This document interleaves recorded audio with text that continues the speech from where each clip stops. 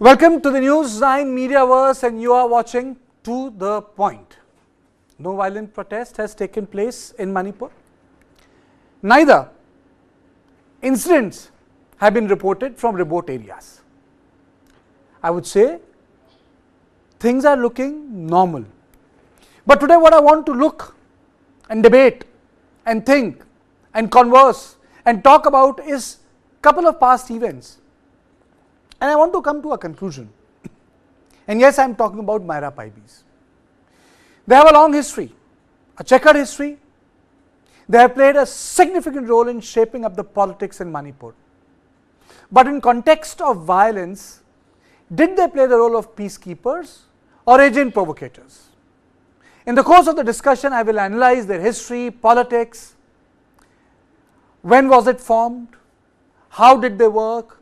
They campaign against alcoholism, they campaign against drug abuse, they campaign against a human rights violation, they campaign against vices. But what role did they play in last 120 days? Now let me come to the point and ask this to Brijesh. Brijesh, what is your opinion? What role did they play, Meira Paibis? Do you think that they were the peacekeepers or agent provocators? Well, you know, what is extremely unfortunate to Kartikeya is that given the kind of formidable history Meira Paibis have in the state of Manipur, they're seen as conscience keeper of the state. But in the last 120 days, I think their role left a lot to be desired. That incident, this is particular incident which is being shown on the screen when they forced the army to release 12 militants. It was very, very unfortunate. The blockades, that particular video clip which came out, and them egging on people to commit atrocity and all. I don't think that they have covered themselves in glory as far as last 120 days is concerned. Okay. And it's doubly unfortunate, Kartikeya, given their legacy, given their history. When events overtake you, you talk about the issues at hand. But when events are passing and you have a sense of history, then I think it's time to analyze institutions. It's time to analyze issues. And I think it's time to analyze the role played by people. We have analyzed the office of Chief Minister, we have analyzed the office of Home Minister, we have analyzed the conduct of the opposition leaders. Today we are going to analyze the role of the Meira Paibis, because they had played a very important, significant role in last 40 years of the history of Manipur. I am very glad that Dr. Thongolal Haukep, Assistant Professor, Center for Study of Law and Governance from JNU, joins us. I am also joined by Group Captain B. Nandakumar Sharma. He is spokesperson of the Delhi Maiti Coordinating Committee. And I am also joined by Suhas Chakma, Director, Rights and Risk Analysis Group. Dr.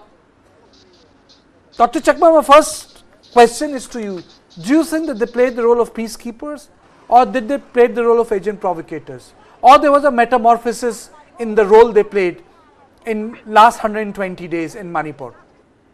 Suhasji. I think we have to understand Meira Paibis in the sense that it's not a structured organization like any organization which are community based, which you see in India. And in a way you could say that there are a number of organizations which are based on communities, but they do not have the structured leadership to provide directions. It's just people come across together and they form their particular movement. So if the movement was against the British, was against the government of India, was against the imposition of the Armed Forces Special Powers Act, it was very clear what role they were playing. But when this came to this particular ethnic violence, of course, then the opponents of the Meira Paibis, we are not a particular, institution of the government or state. In this particular case, of course, the opponents, we are the people belonging to the other communities, in this case, the Kuki community. So they ended up playing the role which is, as Brijesh had said, it's desirable. And I would say that this is not an organization which has firm belief in certain written principles in that sense. So whatever the adversary comes up, whenever those actions of the adversaries are against a particular communities, of course these groups come up. So their role as as women's organization is not different from any other community based organizations in riotous situation. if there were any kind of structured organizations, if they knew what role to play, I think they could have played much more positive role to, bring down the violence. And as I have been saying, in this conflict in Manipur, what we usually see all over the world is that women and children are disproportionately victimized, and this state or this conflict is not an exception.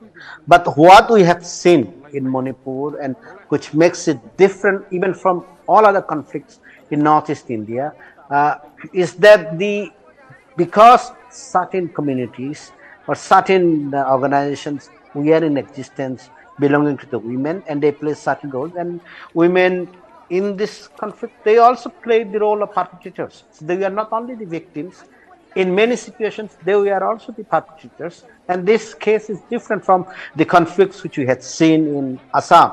If you look at Assam, I had followed the violence in Assam from 1993 till 2014, and almost each and every conflict which was initiated in Bodoland, I had seen the communal attacks on the Muslims, communal attacks on the Adivasis, trying to create a Bodo dominated territory. I have seen all the conflicts. I have visited, in fact, all the conflict situations in Assam, and I had not seen this kind of involvement of women organizations in what you could call, provocating the conflicts. And that's my initial assessment, Okay. that this organization is not different from other organizations, those which are community based, and when the adversaries become other communities, they end up being as communal as anybody else. Okay. Mr. Haukip, your opening comments, then I'll come to Nand Kumarji. Yes, I think this evening we are discussing women not as a general, but about a kind of group of women who are activists, right? Who are called Meira Paibis in Manipur. So Meira Paibis, they have a long history of of a group struggling against the colonial rule, for the rights of people, for the rights of women as a whole. And in post-independence period, we have seen them, fighting against human rights abuses.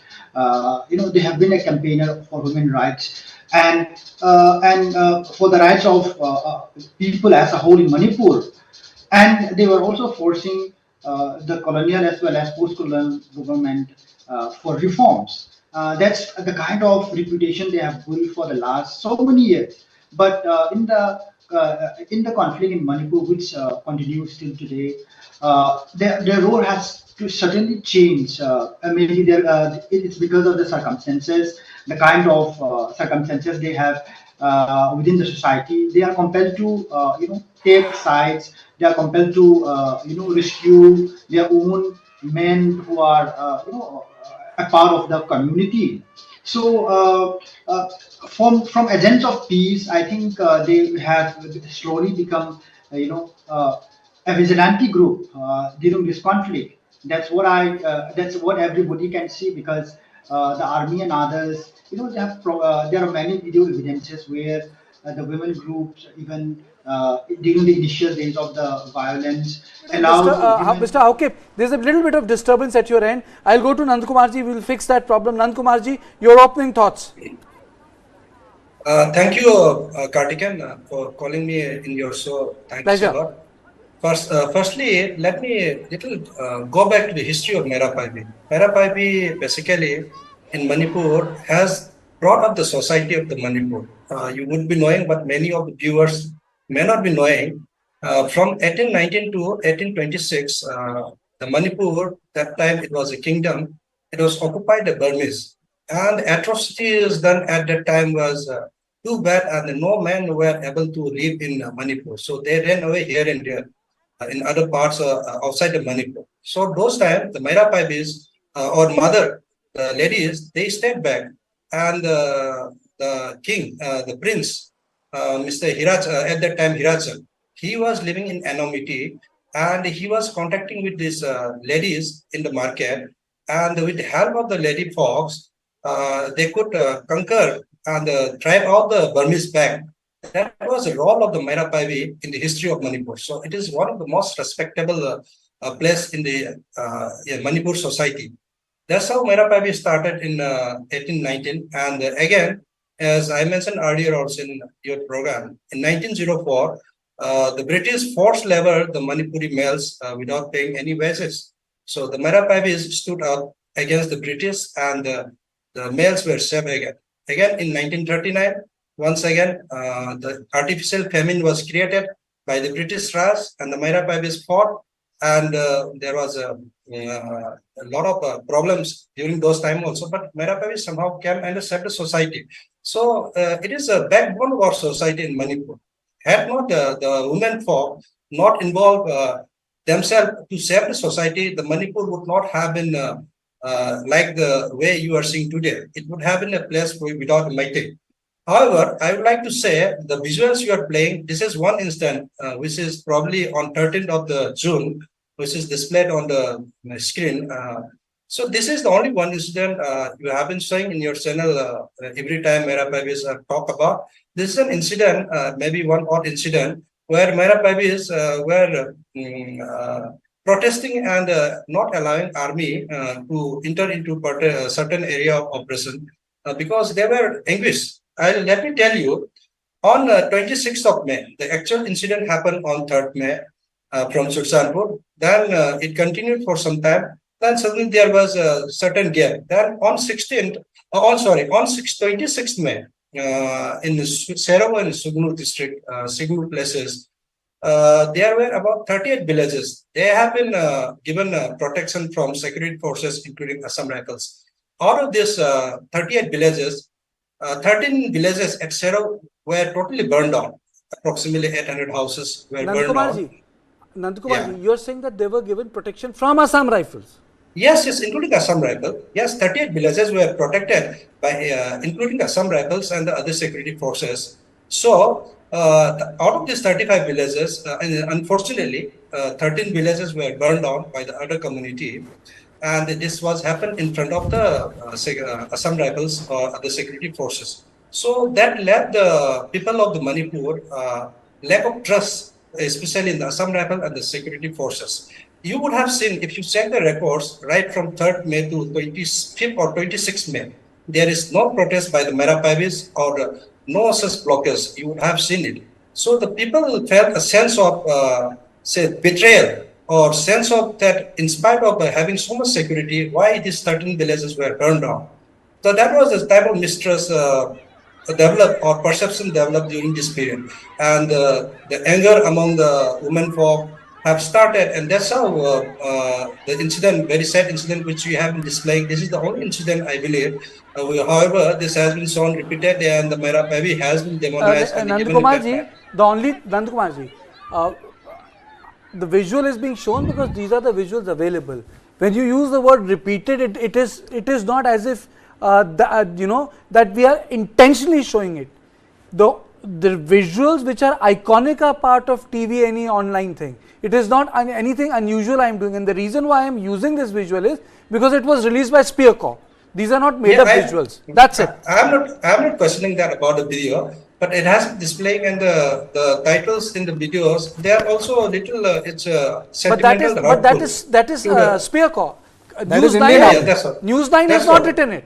I am not complaining. News9 is not written it. I am not complaining News9 for that matter. I am saying, see, to console any victim or any victim of this type of crisis, this type of videos in the subtitle gives more insult to the victim. And this type of distress has led the Meira Paibis to come out and protest. And please check all the visuals and the records right from 3rd May to 26th.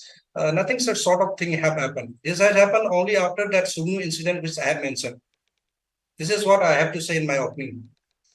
Haukip was not able to conclude his point. Mr. Haukip, did the violence affect the role of Meira Paibis? Did it mutate?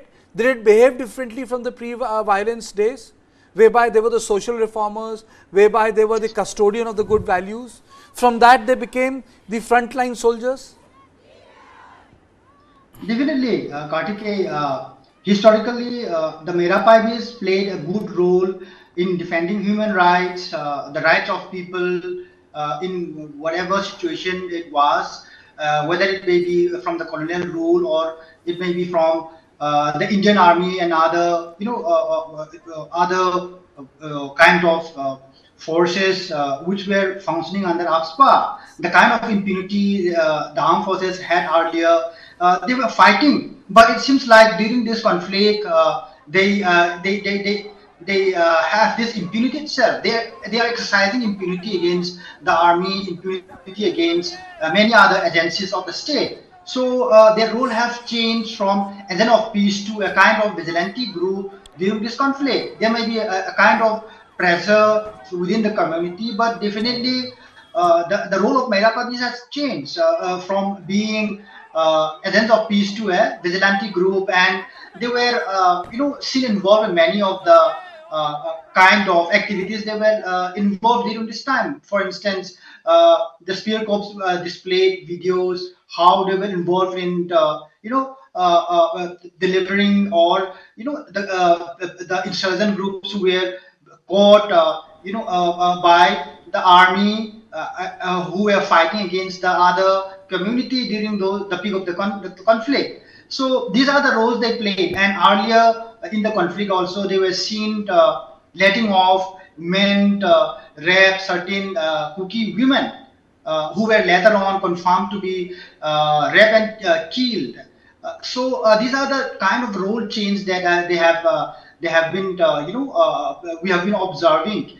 And it's very sad that, the historical role as a peacemaker, defender of rights, and the kind of role they have played through historical times. During this conflict, it's reversed. They have become, a kind of vigilante groups with full of power, with the power of impunity exercised by the army earlier. So definitely their role has changed enormously during these times, and the world see them, as a different entity, not women for peace, but as a kind of a group that perpetuate violence in Manipur now. But Mr. Chakma, why did this mutation take place, in your opinion? It's with what I had said. People might describe this organization in many ways, which is true, not distortion of facts. But please remember, down the heart, it's an organization which represents the community. And when the community got involved, they become as communal as anybody else. And there are no doubts of organizations which actually espouse rights, and rights they espouse not from the perspective of impartiality and objectivity, the way one would expect from a non-governmental organization. The rights are espoused from the perspective of the community. So if it was against the Armed Forces Special Powers Act, it was excellent because Armed Forces Special Powers Act actually affected everybody. So everybody wanted to see this as something which is neutral, which benefits every community. But from the Meira Paibis, if you look at, narrowly, they were actually only representing the community interest, which is of the Meitei. So we have to remember that this particular organization represents the community interest. So it's not only of the Meira Paibis, it's true possibly of many women organizations who represent the community. And of course, when you live in an atmosphere where there is communal tension and all other groups have become communalized, and you have situation which provokes directly or indirectly, then this kind of groups which we are earlier seen as being champions of human rights start violating human rights. And I would say that whether they belong to Meira Paibis or not, but I had come across videos from Manipur where the Meitei women groups in some videos are encouraging violence against the minority Kuki communities, and it is possible that similar videos also exist from the Kuki communities. But I had seen videos where young boys are being asked to resort to violence, including sexual violence. So I do not see, as the Meira Paibis as a neutral human rights organization non-governmental organization which will ensure its impartiality and objectivity. That is not the purpose. Whatever it has done with respect to the interests of the community. So sometimes in history, when the opponents were the state and the state structure, all those who are affected by the policies of the state, they thought it's part of us. You know, it's very ironical. You know, if you read the articles before the violence, people would say that they're custodian of the Manipuri culture. If you read the mainstream articles, and suddenly when in past 120 days, the Meira Paibis gets strongly associated with the Methi society. Isn't that, Brijesh? If you read those articles, I was reading this research, some articles are written 6 months ago. They said they're custodian of the Manipuri culture. The conversation 120 days have become they're custodian of the Methi culture, and that's the shift in the narrative. More than Methi culture, I would say that I agree that group captain has was raising some concern about the videos which were being aired and all. I mean, see, the point is that this is one video which also, had the violence not been so much at peak, would have attracted equally, widespread condemnation of the fact that, that they actually forced the Indian army to release 12 terrorists. And these people who were wanted for death of senior army rank person. So this, and the fact is that yes, whenever you read about him, you see them in a eulogized, glowing terms. I honestly speaking, I mean, I may be wrong because I'm not from the state of Manipur and I have never made any claims about, being the fountain of knowledge as far as the affairs of Manipur is concerned. But of what I have come across, I have found glowing references to Meira Paibis, more than the cultural keeper. I personally like the term, the conscience keeper of the state of Manipur, fighting against drugs, alcoholism and various other things. But as I said before, what happened in the last 120 days or 110 days plus of violence which is going on, and the videos which Dr. Chakma was talking about, encouraging youth to violence, or like, there have been talks about how, the reason why NH2 has again been blocked is because the road from Imphal to Churachandpur, carrying all the essential supplies and all, is met with barricadings done by Meira Paibis, and to ensuring that the army doesn't have a free hand in controlling the situation. So they have definitely not covered themselves in glory as far as this stint of violence in the state of Manipur is concerned. Nandakumarji, I'll come to you, and after that I'm going to shift to another aspect of our conversation, which is resettlement. We have got some visuals, we've got the bites of the locals from Manipur. To you.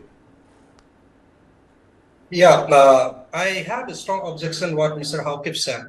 The accused rap. See, the viral video, in the next day itself, the Wire has released in print media that they were not rap, number one. And still the narrative has been still going that they were rap. Of course, that incident was very simple and it was condemnable and everybody condemned it, number one. Number two, the Meira Paibis, the visual you have saw is quite in debate for a long time. However, you would have seen recently about 10-15 days back, in More, the recent, again, more than 20 houses were once again burned down. During those time, Manipur police, they wanted to send the reinforcement team. However, the roads were blocked by the Kuki women folk. But there was no discussion or no such media campaign about those activities. And in fact, more than 2-3 days, the roads were blocked. The police could not reach to the More. So similar narratives were not set. So I think there is an attempt to demonize the Meira Paibis only, by which agency I do not know. If a proper investigation is done, then it will come out. And also, I would like to supplement by saying that the problem is not imposing ASPA in valley areas. Valley area, ASPA has been withdrawn just in 2022, sometime in April. So the problem is about the suspension of operations. The Assam Rifles in the army, they are not able to act against armed Kuki militants, the Sioux group so-called, because their obligations, they cannot fire as long as Kuki militants are not firing the Indian army and Indian security forces. So though the Kuki militant groups, they have arms, and though they are firing to the Meitei community from the hills to the valley side, they don't act because of the obligation of the SU. So as long as SU is there, the peace cannot prevail. So the first of all, if we want to bring normalcy and the peace in the valley or in the state of Manipur, SU has to be abrogated. And we all know that the Armed Forces Act is still there in the hill terrains. So once the Kuki communities are disarmed, the army and Assam Rifle can do the operations at their own time and at their chosen way. And once disarms of the Kuki militants are done, then peace will bring normally. And the Meira Paibis, they are peacefully demonstrating. They do not have weapons on their hands. And also, even this during a peaceful protest, they have been charged with tear gases, and they have been kicked out. They have been dispersed with chemical sprays and all those things we have seen in the visuals. However, one of the videos taken by security personnel, spooky young women and guys, they were roaming around with guns in their hands and they were saying, "Bhaiya, video mat lena." So these type of videos are available in social media. However, security personnel having arms without a license or those type of guns you would have seen in the 15 August parade in Sursanpur, Lamka, those type of guns are not permitted even with a license.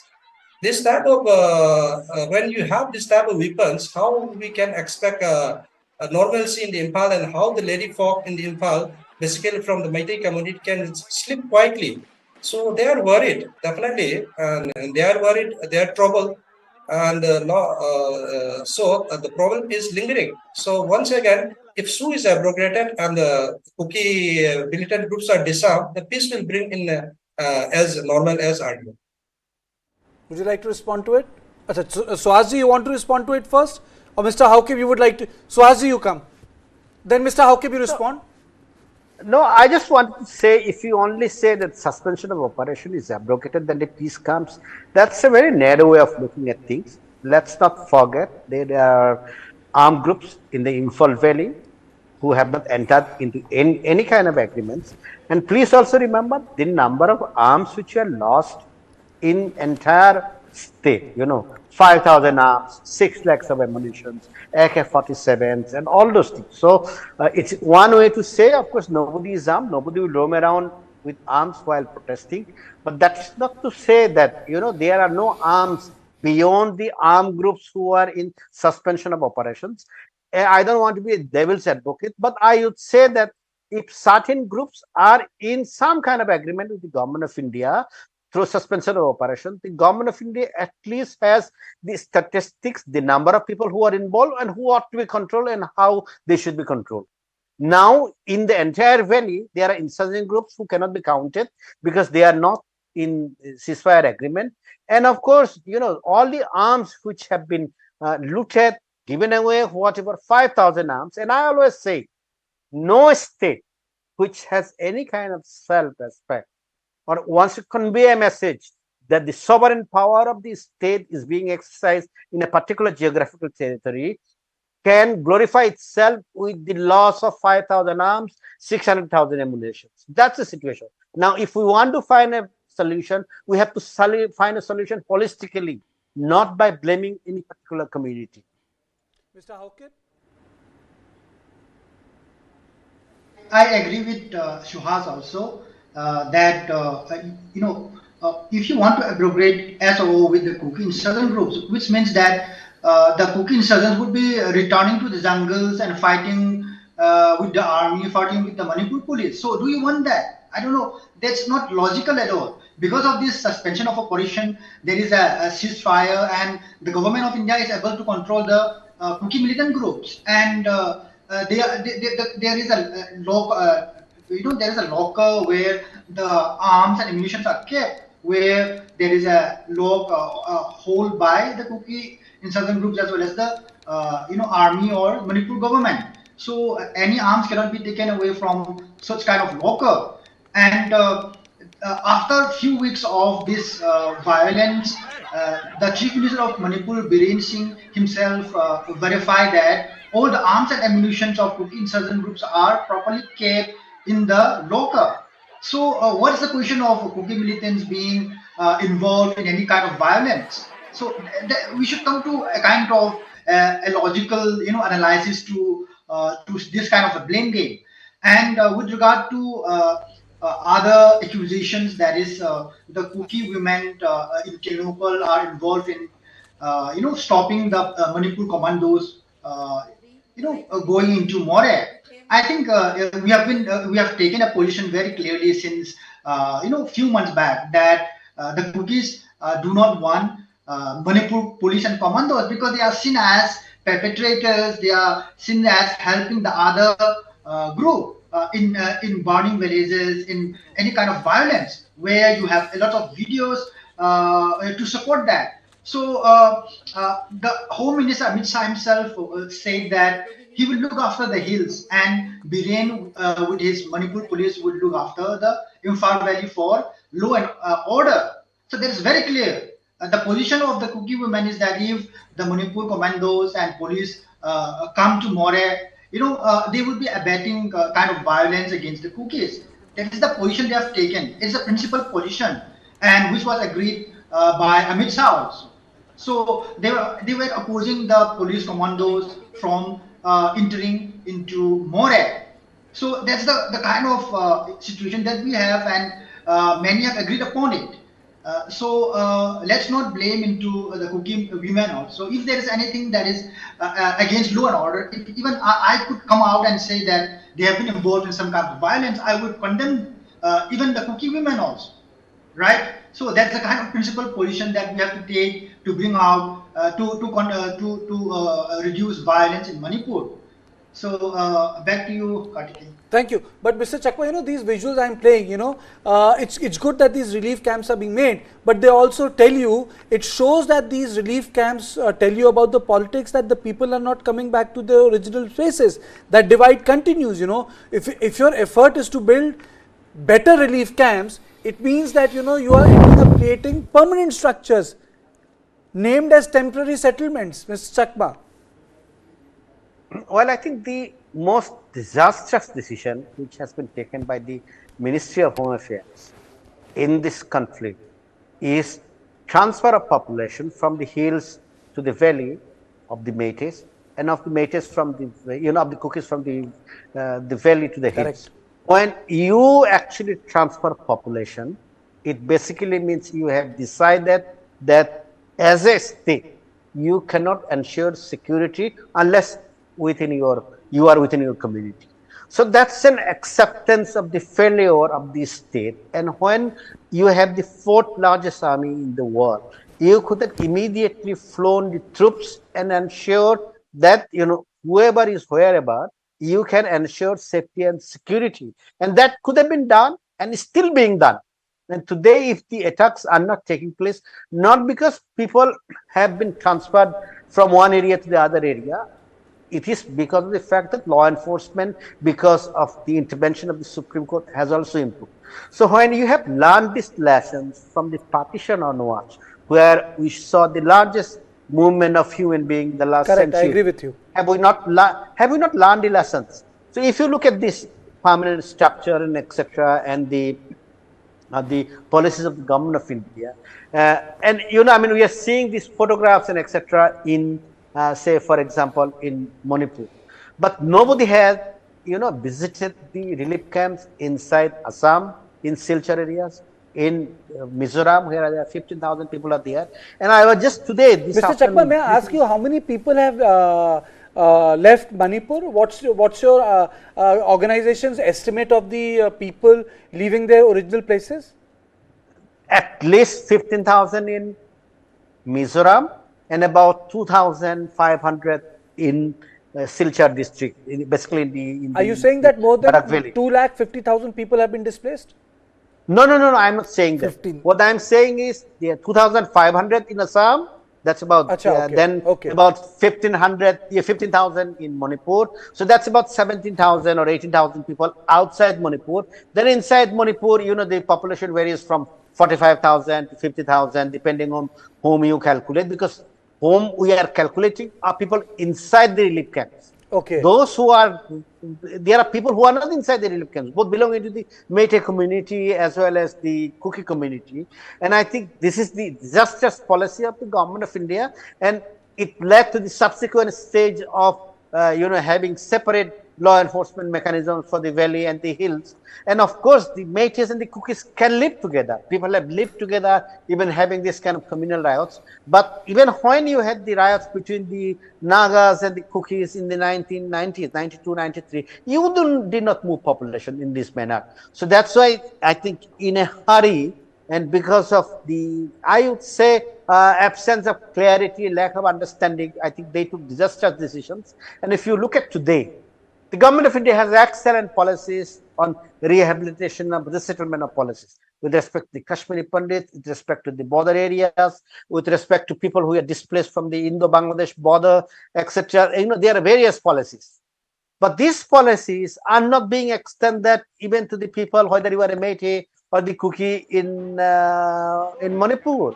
So whenever Mr. Chakma, one thing is very clear. If you look at historically, if the population transfers out, it is very difficult to get them resettled after time. Mr. Hauke, okay, Mr. Chakma, you finish your argument. I'll tell you why. Yeah, no, I just wanted to supplement one point. I acted at a certain point of time as the interlocutor of the Ministry of Home Affairs on the return and repatriation of the Bros who were displaced from Mizoram to Tripura. And I managed to convince and started actually the first batch of repatriation of the Bros in 2010. Then it collapsed, and ultimately this 30,000 Bros who were displaced from Mizoram, they could not go back. And in 2020, if I remember correctly, that's after the agreement which I facilitated, the second agreement when it came out in 2020. Now all these 30,000 Bros who are ethnically belong to the Tripuri Boro community, they resettled there. So you are absolutely right. Once people come back for the Kashmiri Pandits or Bros, they do not go back. Yes. They do not go back. Yes, Nandakumarji, do you agree that the transfer of population is not a correct decision because people generally don't come back? If you look at historically, when people migrate out, it's very difficult for them to get integrated. So it's very difficult for people from hill to come down to Imphal, or people from Imphal to go to hills. It is possible. In Imphal, it is possible because the number of houses burned down in Imphal is very less. So many people left because of fear to different places, mostly in Delhi and other big cities. It is possible. But however, in Sultanpur, all the houses have been burned down, even the places have been leveled. So it's a little concern where you would have seen the problem areas are in Sultanpur, Kangpokpi, and the More, that is in Tamenglong district. These three districts are having the most difficulties. And in these areas, we have ASPA.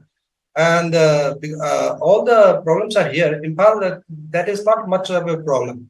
And because of, as I mentioned earlier, and to counter Mr. Hauke, he was justifying the protesters of Kuki women blocking the Manipur commando. So if he justifies, then the visuals you have shown in your program by the Meitei also would be justifiable. However, I do not support any type of blockage in operations or military operations for both the communities. And let me also continue about the Sioux agreement, which I would like to mention to the viewers that the Meitei insurgencies, they all come under Unlawful Activities Prevention Act, that is UAPA 1967.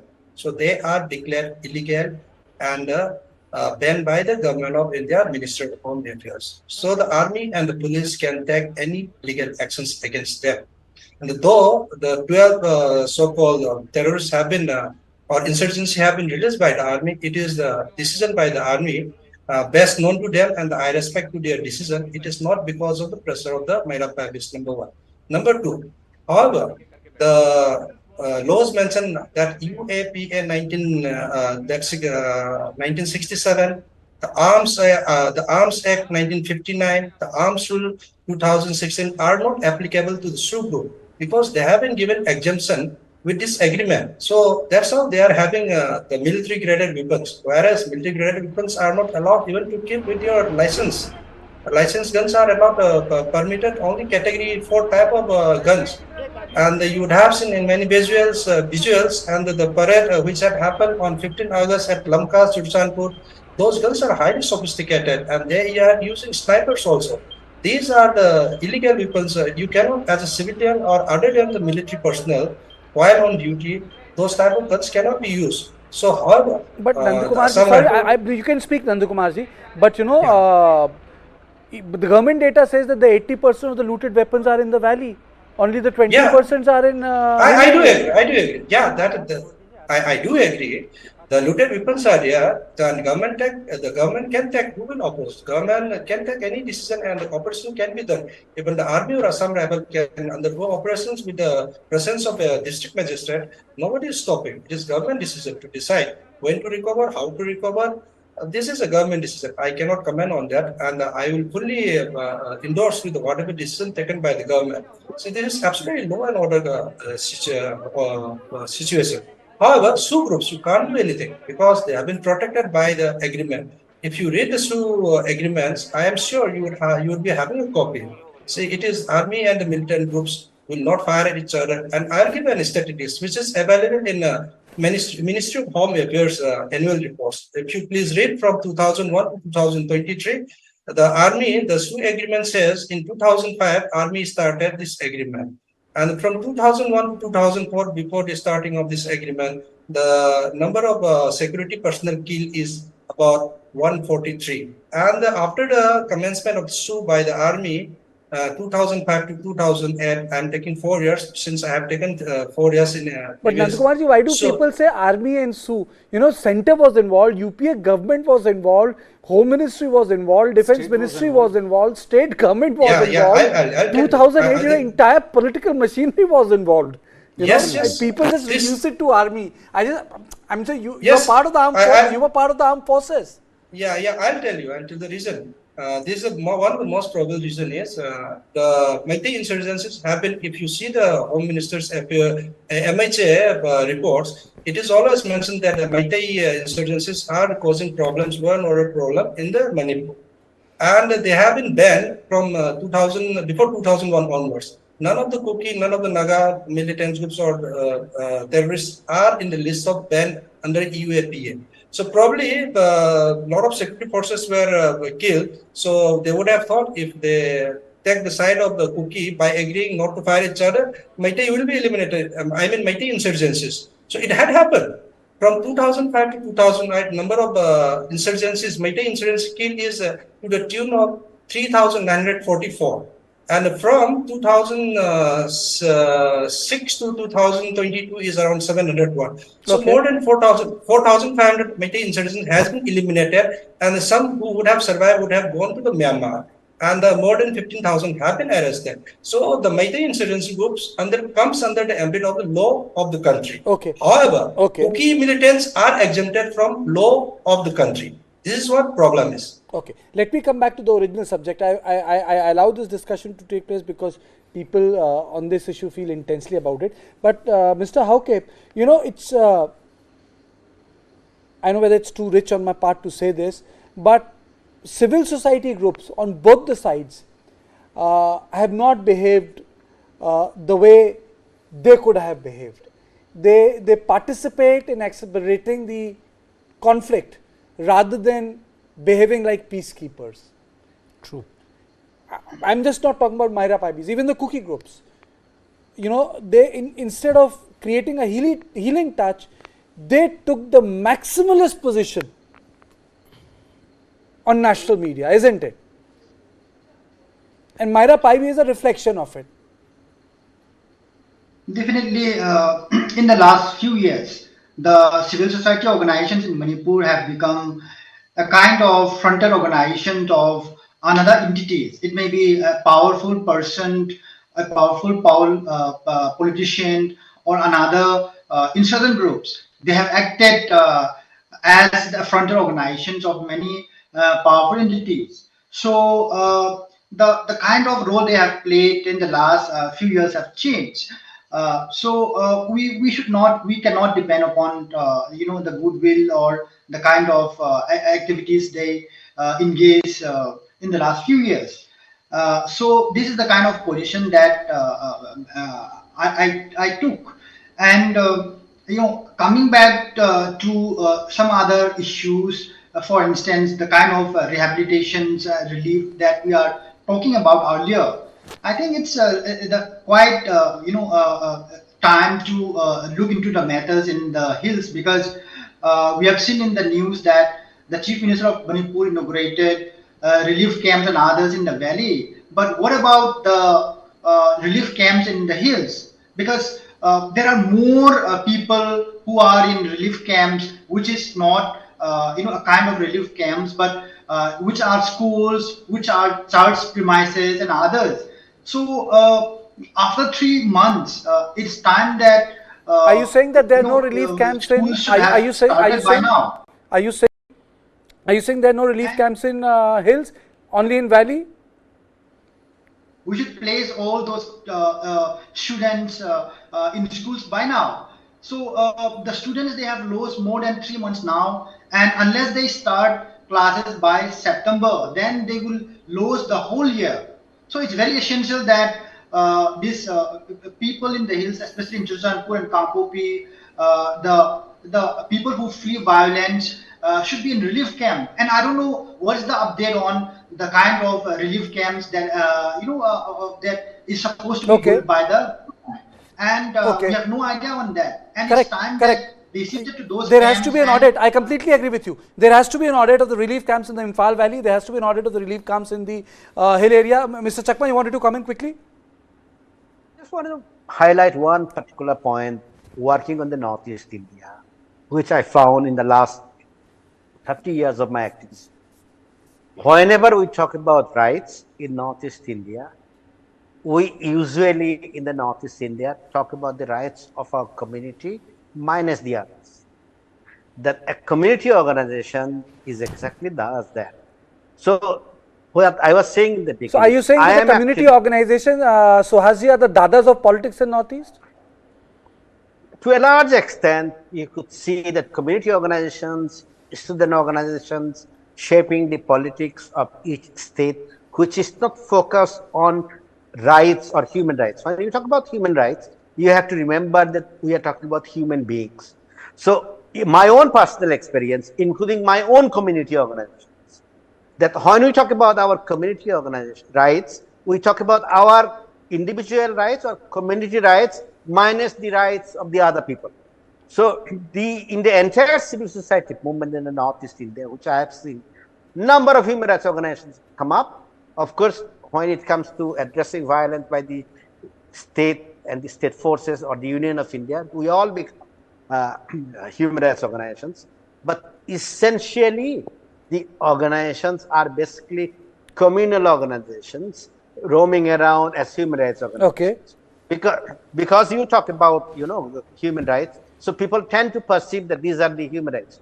A human rights organization believes or advocates without any differentiation of caste, creed, ethnicity. I think that's a very valid observation. But, human rights organizations work on universal identity. Human right is a universal identity, but human rights organizations work on ethnic identities. Correct, Suhasji? All the groups belonging to all communities, including the Chakmas, they only advocate their own rights by violating at times the rights of the other communities. Correct. I absolutely agree. And that's one of the root causes of the conflict. Absolutely, and that is why today we decided to do this debate. If you look at the function of the groups like Meira Paibis, they have worked against AFSPA. They provided support to Iron Sharmila. They worked against drug abuse. They worked against alcoholism in the society. They worked on even on the issues of vice. It got controversial. A lot of people would say, this is vigilantism. But the fact is, they had a role to play. But somehow, it mutated during the conflict. So the question is, do civil society actors, even groups like Meira Paibis, instead of becoming peacekeepers, did they turn into agent provocateur? And this is not just limited to them. It's also for other groups, other civil society actors working on human rights, whether instead of working on getting people together, they started only working and concentrating on their people, on their community. And I think that's where the fault line lies. I hope these fault lines are addressed when the session is met in Manipur, because now it has been announced and things are put on record. And I want to see that things are put on record in Manipur Assembly, because then the memories will be preserved of what happened in the last 120 days.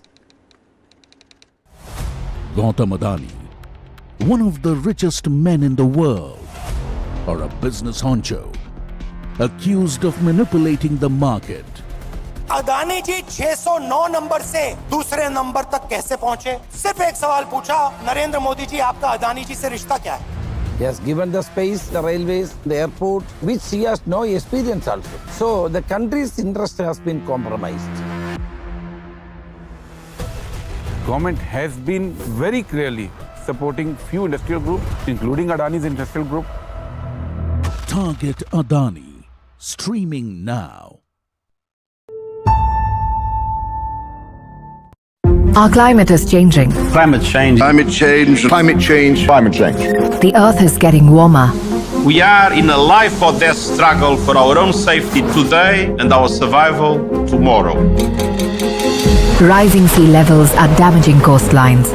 We're standing at an inflection point in world history. This is not about some expensive, politically correct green act of bunny hugging or blah, blah, blah. Climate change is the defining crisis of our time. People and nations are suffering now. And every day we delay, the cost of inaction increases. Our planet has been wounded. All is not well with our world. Of course, we can still turn this around. Let this be the start of a decade of transformative action. The impacts of climate threaten to disrupt global food supplies. What we need is a new biotechnological revolution. A playbook that decouples growth from emissions. That revolution